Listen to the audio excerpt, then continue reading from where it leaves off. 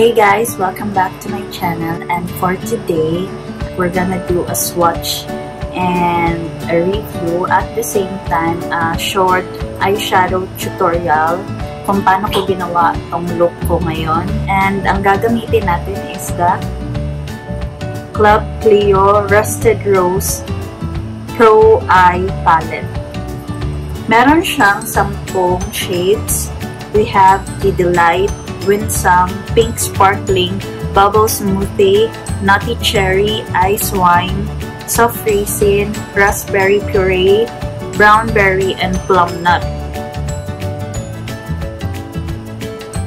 Then sa likod, ito, may mga direction which is in Korean. So, ito na lang English ang babasahin. CLIO Pro Eye Palette, Sir 5 Rusted Rose. Eyeshadow palette having both basic shades for daily makeup and trendy colors for creating different looks. So, ito ang look natin ngayon. So, let us proceed. Right.